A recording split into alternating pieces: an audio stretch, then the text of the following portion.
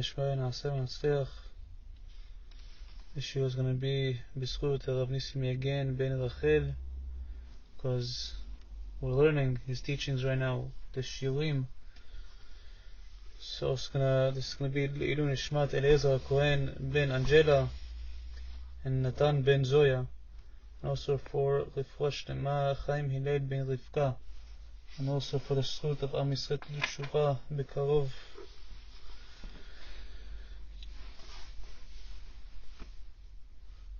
Now, whenever we sing Eshet Chayil is Mishle, chapter 31, starting from verse 10, which is Proverbs 31:10. So, we read Eshet Chayil.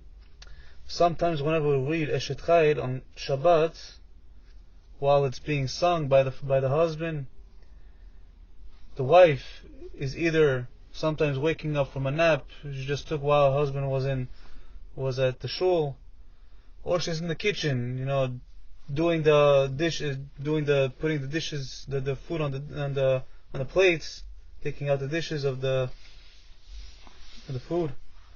She's preparing everything inside the kitchen.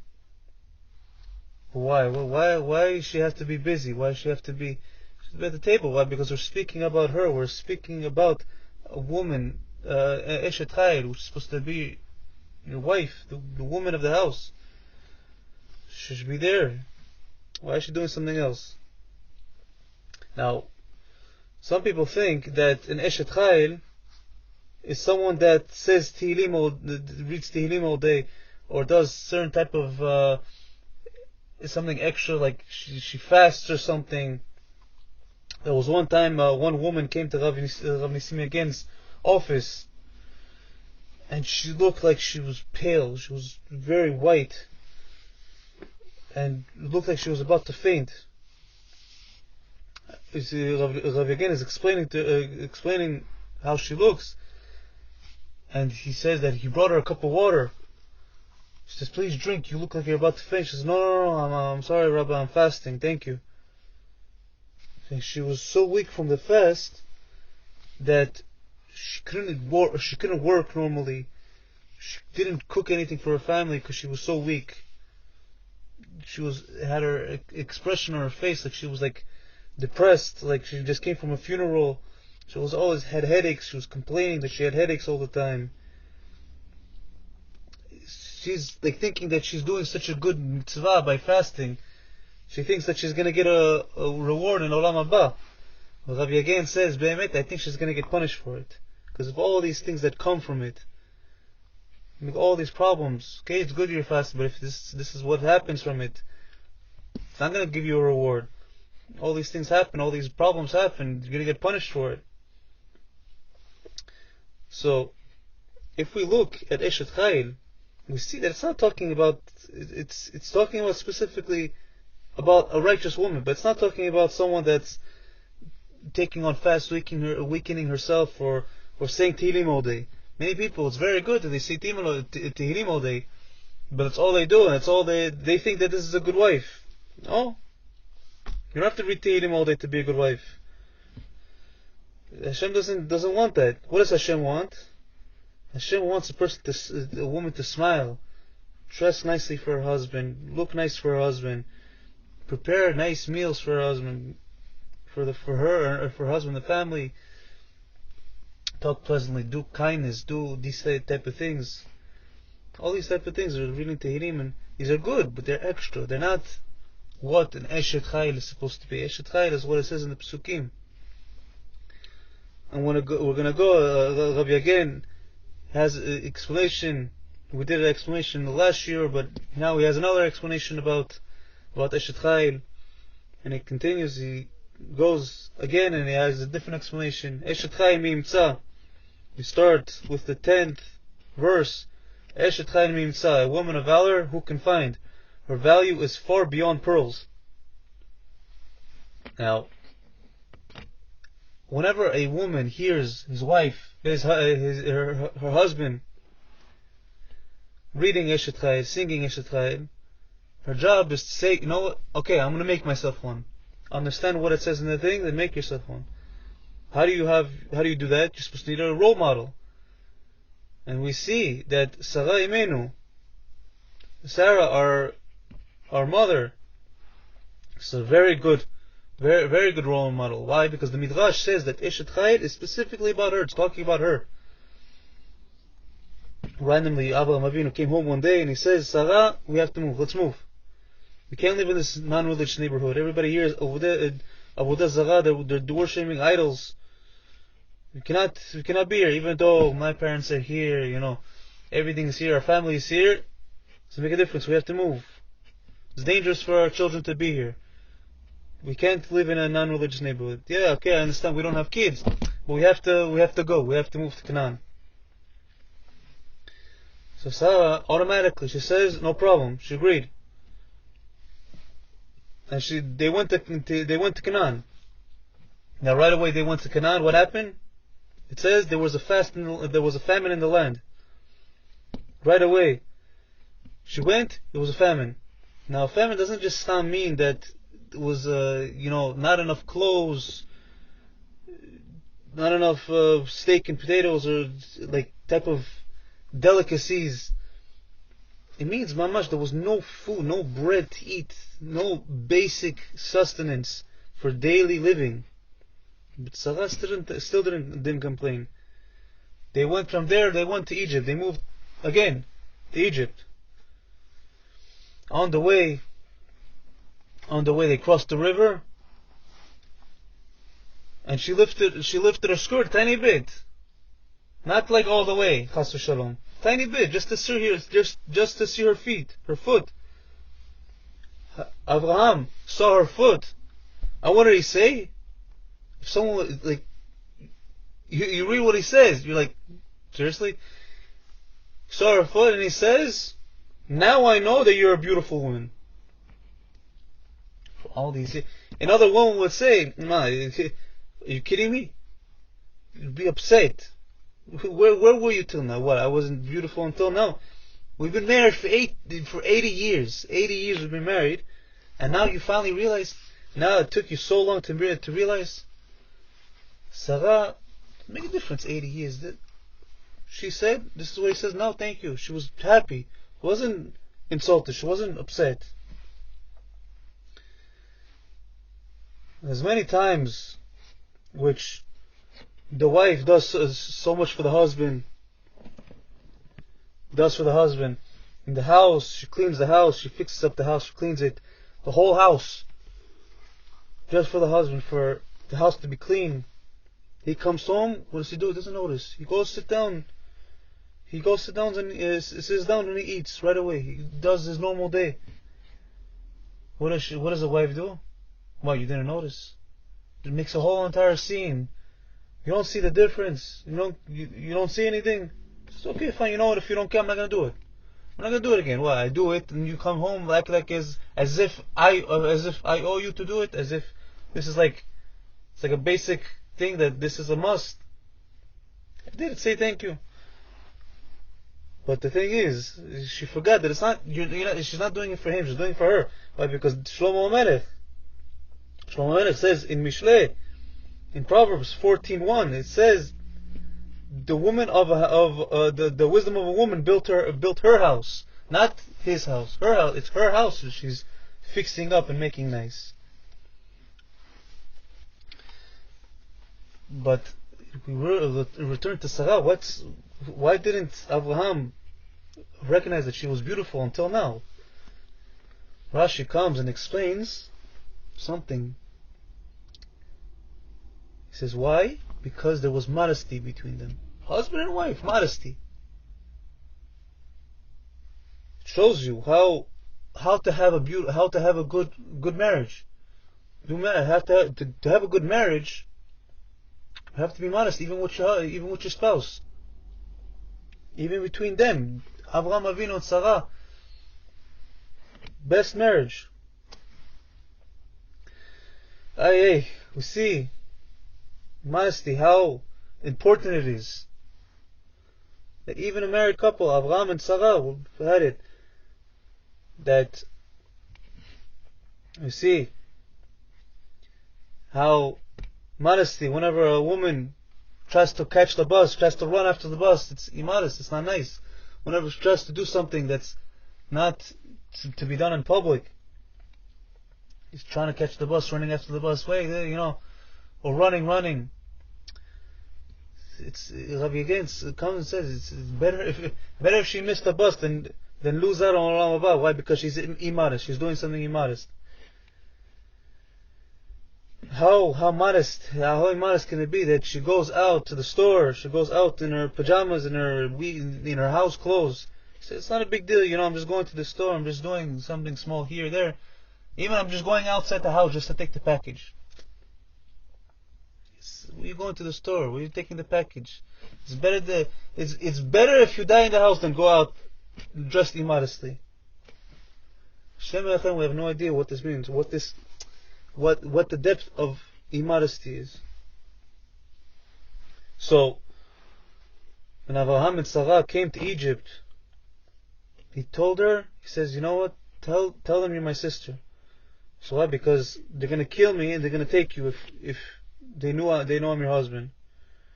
Someone else would have said, okay, listen, why do I have to put myself into risk? Let them take you. Why do I have to put myself in risk because of this? But Sarah went along. She didn't ask questions. She said, this is my husband. He knows what he's doing. After that, they came back to Israel, back to Canaan. And Abraham, after his Brit Milah, after he did the Brit Milah, he saw three people. He saw three Arabs, three Bedouins. Brought them into the house. Right away he came to Sarah. He says, no, quickly prepare food. Please, prepare food quickly. A moment's notice, right away. If someone else would have said, well, you brought guests. Why you bringing guests last minute? I'm tired. I don't want to do it right now. You cook for them. You bring the guests, you have to cook. But Sarah, no questions. She right away came, cooked fresh bread, everything fresh. Nothing left over, not the leftover chicken, not the leftover chicken from Shabbat that has a little bit of a smell, whatever, don't worry about it. They're going to put a little bit of sauce, they're not going to smell anything. No, everything fresh, new. She put her soul and heart into it. That Abraham brought three calves, specifically because he wanted them to have, each person to have his own part of the calf. If it was tongue, he wanted all three of them to have the full tongue. Not you have a slice and you have a slice, whatever it is. Everybody has their own. Brought them. Sarah, no questions, right away, made the full calves. The Gemara even says that this feast was even fancier than the one of Shlomo Melech in his palace. Such a fancy feast, we don't understand. It's full, three full calves. We do even a small little chicken, we're already tired. And the surprising thing is that she was working with all her heart, finest things, everything here, like as if she was doing it for a king. But she didn't even know who they were. She didn't know who the guests were.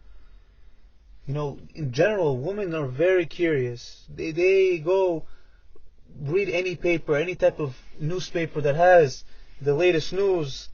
Someone was born, someone died, someone from the community got engaged, got divorced. Everybody, she wants to know everything. Why do you care about everything? Why do you care about all these things? Who picked their nose? Who went to school for the first time? Who cares? What do you care? All these things you care about. She cares about this, but she doesn't care to even think about, wait, did I even make food yet? It's already 8 o'clock at night. Or you have other people that automatically ask whenever husband was on the phone, no, well, who are you on the phone with? What's the difference? Or if they bring someone to the house, who is he? He's a friend, he's a guest. Can you tell me who it is? Who is this? What's his name? What's his social security? Everything. Sarah did not ask her this. She said, I don't have to know. Abraham bought guests means something. She stayed in her own tent as a modest woman. She stayed on her own, and she did what she was supposed to. He didn't even try to figure out who it was. Now, the guests, actually, we find out that they were actually angels. They weren't just regular Bedouins, regular random goyim, random Arabs that were in the middle of the desert. They were angels. Hashem sent angels to Abraham because of how much he loved the mitzvah of inviting guests. And they saw this. They told Abraham, "Look at your wife." They pointed it out. They said, "Look at your wife, how modest she is." What did they ask? They say, "Where's Sarah, your wife?" And he says, "She's in the tent." And through this, he understood. He says, "Yes, you know what? She's modest." They wanted to point out her modesty.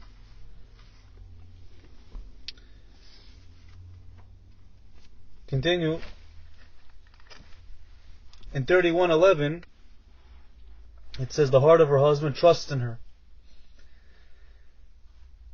What is the Chachamim translate as a good wife? What do they define as a good wife? He said one that's a good wife is one that does the will of her husband. It's a Gemara in Masechet Nedarim 66b that speaks about a young couple that got married. One of them used to live, the husband used to live in Bavel. He moved to Eretz Israel, and they spoke different dialects of Aramaic. They had a communication problem. It was very difficult for them to communicate. There was one time which he asked her, he says, "Please go to the store, buy 2 melons."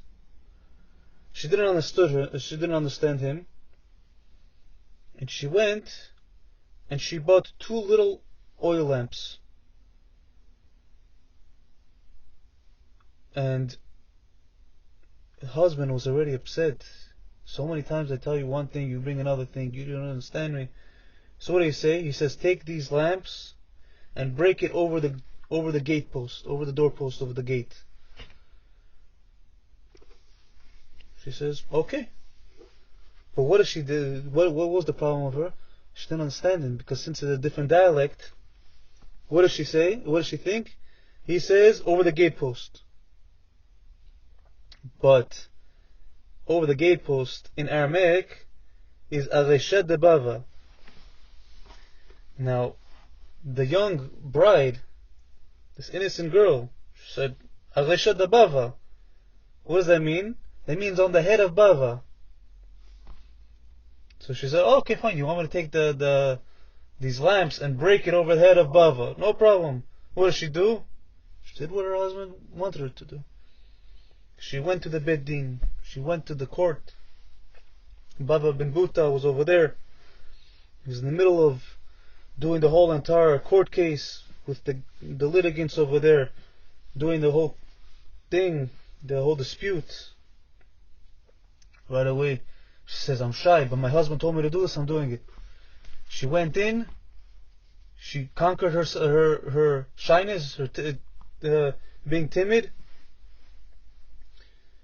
And she took the lamps and she threw it on Baba ben Buta's head.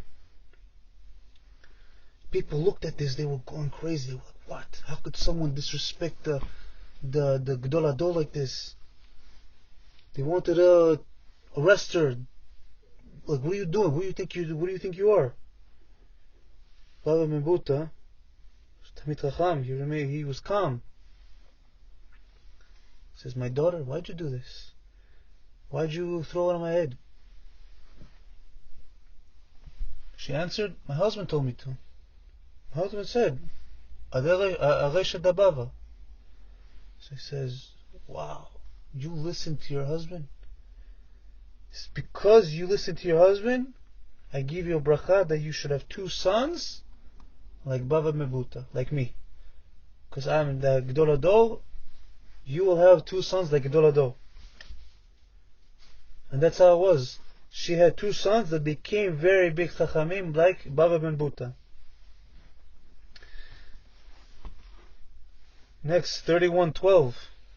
It says, she does him good and not evil all the days of her life. Tov velo ra. So why does it say good and not evil? If she does good with him, isn't it obvious that she doesn't do bad with him?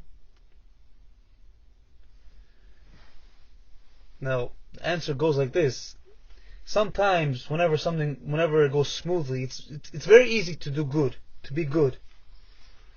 But whenever, it's couples are bound to get into disagreements often, occasionally. So, whenever the husband, gets a little bit upset, he likes to taunt his wife, say, you made this mistake, you made that mistake, you burnt the food here, you did this thing wasn't as clean as I wanted, all these type of things, all the type of mistake that she made in the past. And chas v'shalom, he might actually offend her, get her upset or something. Which all these type of things are all asur from the Torah. You cannot do this to your wife, you cannot do this type of things. But how does the woman react? How should a righteous woman react to this type of husband, to this type of comment? If he did it on purpose, accidentally, out of emotion, whatever it was, but how should she act? How should she react? Answer, she doesn't. She holds herself, she holds her mouth, her tongue. Instead of putting him in his place, lashing out, saying, how dare you, who do you think you are? I'm doing everything for the... Even though he deserves it, she stays calm, she holds herself. Why? Because it's easy on Yom Kippur, it's very easy to hold yourself. Someone gets you upset, you're like, no, you know what? Tשוba. How am I not supposed to think about Tשוba? I'm supposed to be a better person. Who cares what everybody says? I'm not supposed to get angry today. But someone that's truly a righteous woman, Shlomo Melech says, she tries to get away from it, she refrains from doing it, from lashing out, all the days of her life. Not just on Yom Kippur, not just on specific days, every day. She rises while it's still night and gives food to her household. This is verse 15. Meaning that the Eshet Chayil, she gets up while it's still night. But for us, bichlal, we would be doing good if we got up while it's still morning, not in the afternoon. What's her secret? Her secret is rizut, is alacrity. She does it without delaying until later, Having laziness is a very big disease. It's one of the worst things that can happen in a family. Laziness, procrastination, leaving things until the end. I could do it later, I could do it tomorrow, I could do it, or I don't want to do it even. It's a very big problem in families. Now, you picture it. It's very sad how a mother, she would get up last minute and right away yelling all her children, come on, get up, we have to go. Making them go crazy, rushing them out of the house to go to school. Everything was all over the place. Nobody understands what's going on. The first one forgot his lunch in the house.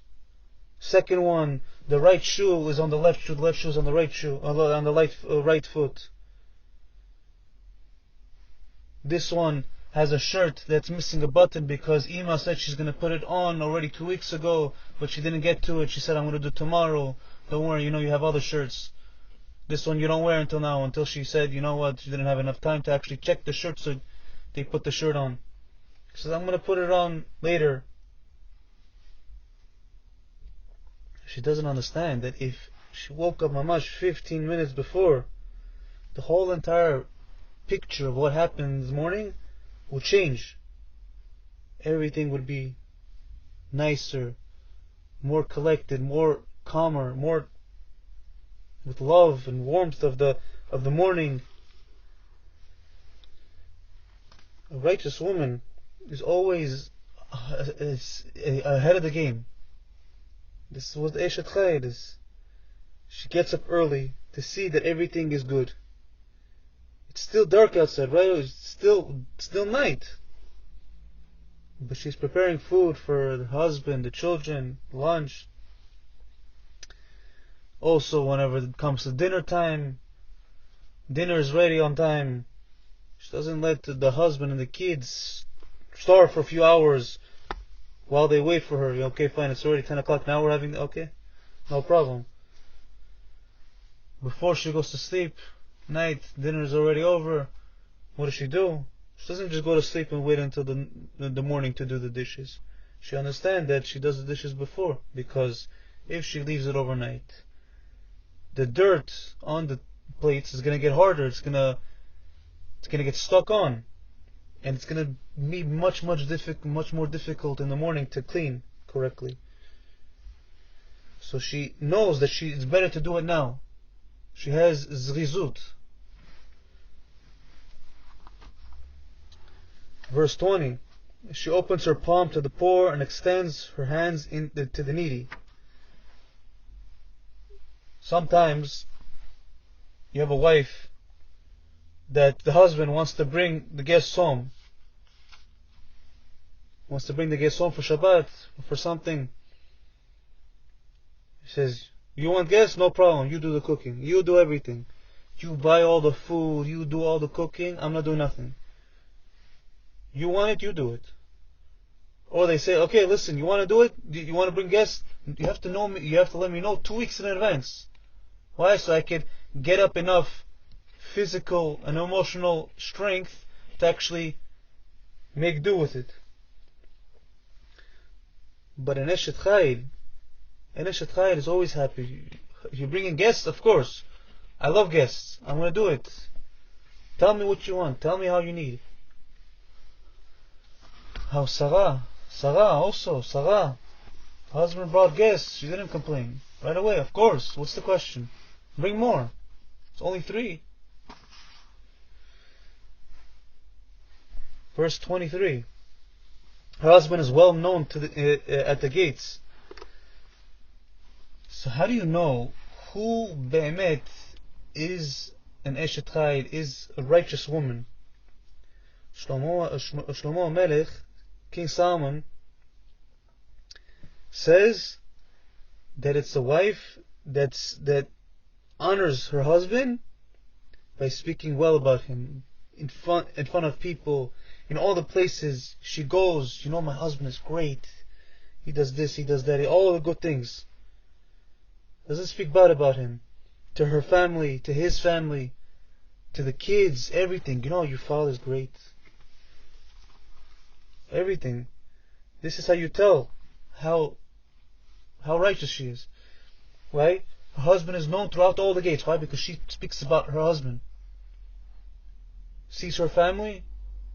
Her family is like thinking, maybe you shouldn't have married her, maybe you shouldn't have married. No, he's the best, he's this, he's that, there's nothing wrong with him.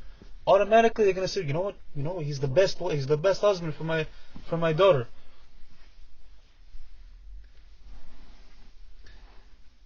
And the Rabbi again continues on the next pasuk. It continues its interpretation.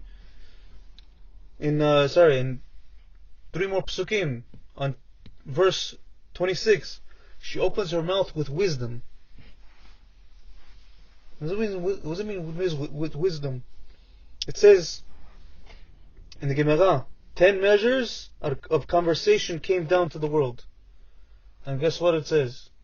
9 of them went to women. Meaning the whole entire world speaks 10 on a level of 10. And 90% of all the conversation is by women. But an Eshet Chayil doesn't just talk. She talks, but doesn't just talk just like that. She takes full control of her mouth. She understands when to talk. She thinks before she speaks. If she has some words of wisdom, she says it. If not, she stays quiet. A wife has the power to either make a whole entire fight, make the husband fight with anybody, or it can make him calm down whenever he's in a fight. Whenever he's about to break down someone's door, she says, listen, please don't do it. She can make him calm down. Or she could do the opposite. You can see this with Korach's wife. Korach automatically, she was an instigator. She said, what are you making? You shaved off all your whole beard. You had a nice beard. Such a nice beard.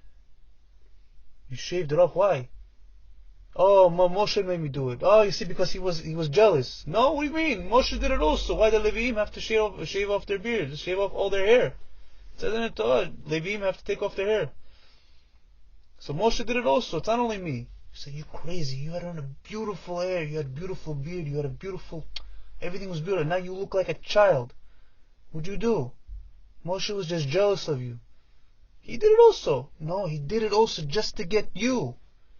So she did it just to make a whole machloket, just to get a whole entire fight going on. Because of her, that's why Korach and all his followers went straight to Gehenom.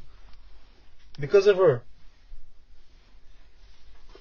So this is an example of a woman that can make the husband fight with everybody, with anybody. It could be his best friend, it could be a brother, it could be anybody, it could be... Doesn't make a difference. It could be Gedolado, doesn't make a difference. The wife can make him fight.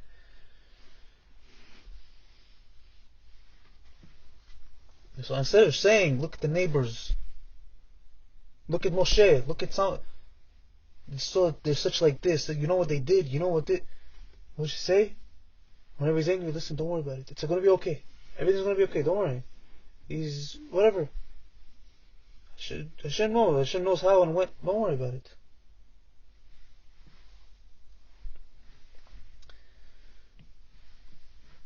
Good wife doesn't have to always also be a know-it-all. She doesn't always have to figure everything out.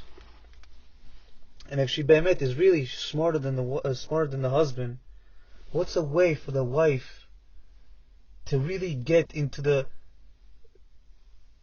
soul of the husband and, in a sense, control him? You have to get through the heart. You have to get through the thing of, you have to make him believe, make him feel like he's the one doing the decision. That's the way the woman is. That shows how smart the woman is. If she could do that, it shows how smart she is. Why? Because men don't like being told what to do. If the wife wants to be'emet show that she is smarter, that she is a smart woman, she makes it seem like he's the one doing it. What does she say? Imagine talking about where to live. Says, you know what? I think we should live in Monsey. And she's saying in her mind, I think Monsey is the best place to go and live, the family. Instead of saying, I want to live in Monsey, what is she supposed to say? What do you think? I think maybe it would be a good idea to live in Monsey, to live over here, to live over there, to live somewhere. What do you think? What do you want? Or if she wants to go to her parents for Shabbat, she doesn't say, listen, I want to go this week to my parents. She says, listen, maybe you want to go visit my parents. Maybe you want to go. Let's go. I mean, maybe you want to go. You didn't see them for a long time. He's going to start feeling, maybe I do want to go. Maybe I really want to live in Monsey. Maybe I really want to live, or I don't want to do this. You make it seem like he's the one that wants it. Now, what if the wife sees a mistake that the husband does, something that he did wrong? How does the wife tell him without getting him upset? Rabbi again says the number one rule. What's the rule? Don't talk. Keep quiet for a certain amount of time. 2 days, 2 weeks, for a certain amount of time to get into a certain understanding of a clear understanding of what and how to do. Don't talk. Why? Because some type of impulsive comment, if you put it on impulse, it's going to miss the mark of specifically how and what to do, what to say. You have to take time to start to understand, bidyuk, what to do. It's like, basically, it's like a mashal. It's like if there's a nurse that's clumsy, she puts an injection inside a person, and she puts it like a person doesn't know what they're doing. She's going to put the needle in, and it's going to cause a lot more pain than what she's trying to cure. A good nurse, what a good nurse does, is that he takes the needle and he puts it slowly inside, so that the patient doesn't even feel it. If it's something critical that someone has to say to their wife, to their husband, to someone, they have to do it and slip it in slowly, make them understand, slowly, nicely, that you don't even feel it. You don't even feel that it was an injection. So we're supposed to do it like a good nurse, not like the ones that are. So let's say if a wife is upset at her husband because he woke up late. He didn't go properly to pray on time. First thing, she should be quiet. She shouldn't say anything on that spot. Not right away, an hour later or 5 minutes later, she comes over to her, well, why'd you wake up so late? They're going to start causing problems back and forth, cause a whole fight. You should wait a little while, get full understanding of how and what to do. Then after, she should open her mouth with what? With wisdom. She should do it nicely. What should she say? She said, maybe we go to sleep early tonight. We start going to sleep earlier. Or maybe she says, perhaps would you like me to wake you up, or wake you up a little bit earlier? Maybe you want it. Maybe you want me to wake you up earlier. I can do it for you if you want. She's not gonna.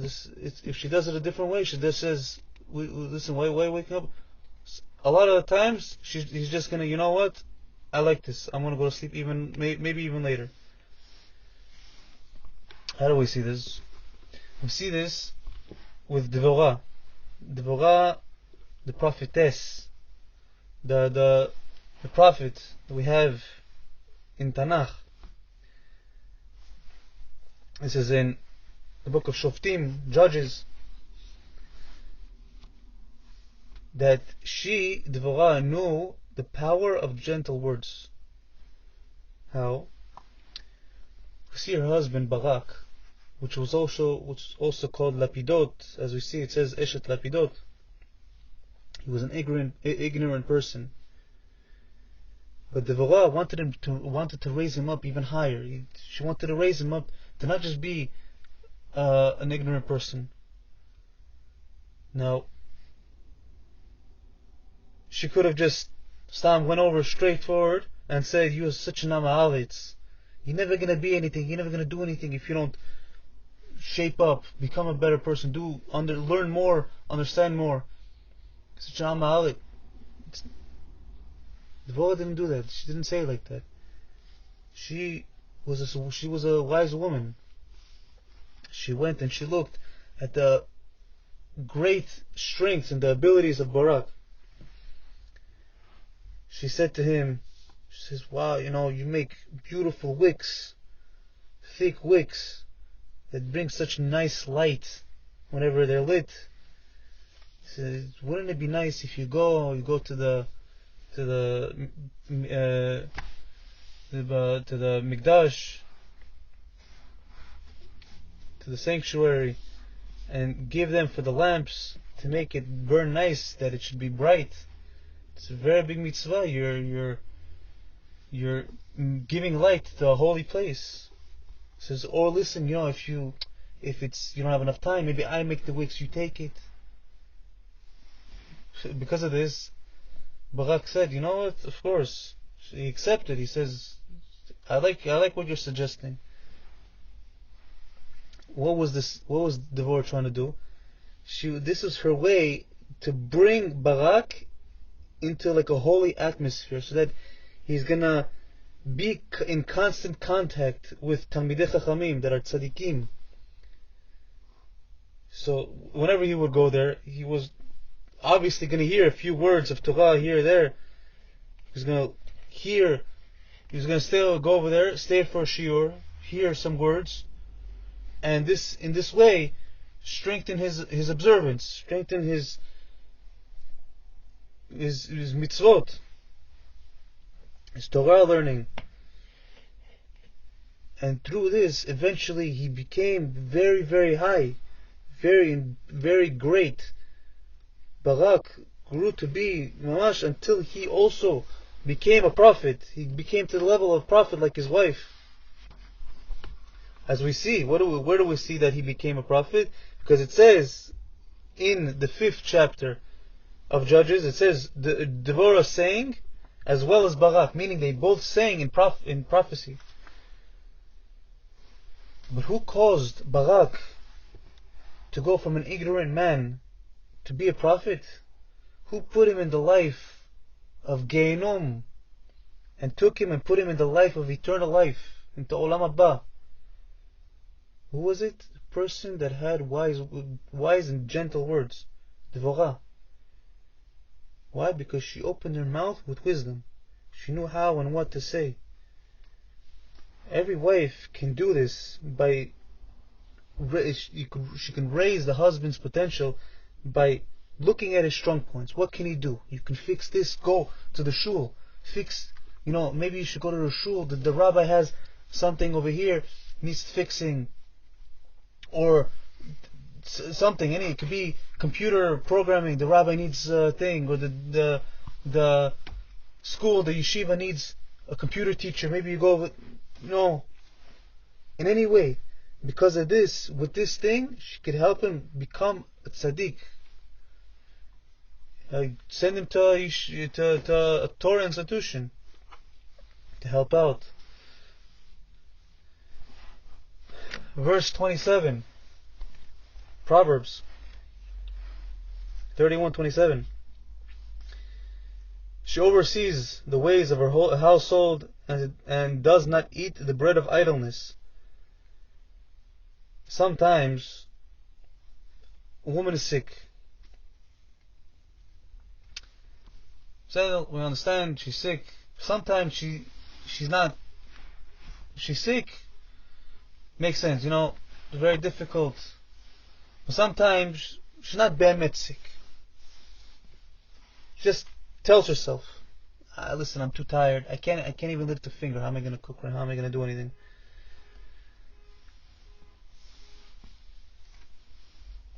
There's a story, parable that Rabbi Yagen brings. Whenever a woman just says that she's tired, that she's sick, even if she be'emet believes it. He brings a parable. There was a woman named Malka that she had a very terrible headache. She takes some Tylenols because she wants the pain to go away, and then right away it hits her. Oh, I remember my grandmother had a certain remedy that she put potato slices. Okay, fine. Right away she takes the thing, takes a slice of potato, puts it around her head with the scarf, puts it all around her head, the potatoes. She goes back, she lies down. Menachem, her husband, comes and sees his wife on the bed, tied with potatoes all around her. Well, what happened? What's the matter? Are you okay? Says, I'm sick. I don't feel well. What should I call the doctor? Ambulance? What should I call? 911? Should I call him? Says, no, listen, just let me sleep, let me rest. I'll be okay. Oh my God, my poor wife. He goes. He says, I have to help her. Makes her nice tea, chamomile, something with honey. Right away, here's a knock on the door. Opens the door. Who is it? It's Malka's friend. Malka's very good friend. She asks, is Malka here? She says, no, she doesn't feel well. She's very sick. So no, is everything okay? Can I help? Can I something? Malka, she's in the room and she hears her friend. She's like, who's it? She hears her friend. Right away, She's like, oh, I love my friend. She jumps out of bed, puts the potatoes on the side, takes it off, dresses up fast, comes to the living room, and talks with her friend for 3 hours. No, listen, I'm fine. What's the, as if nothing. What was that, Bemet? She didn't actually feel bad. Just a real righteous woman, an Eshet Chayil, will not let the Yetzer Hara, the evil inclination, convince her she's sick because he doesn't want her to do anything. Whenever she Bemet isn't. It's the headache. But right away when her friend comes, no, listen, I'm fine. What's the question? I didn't see you. How about you? How are you doing?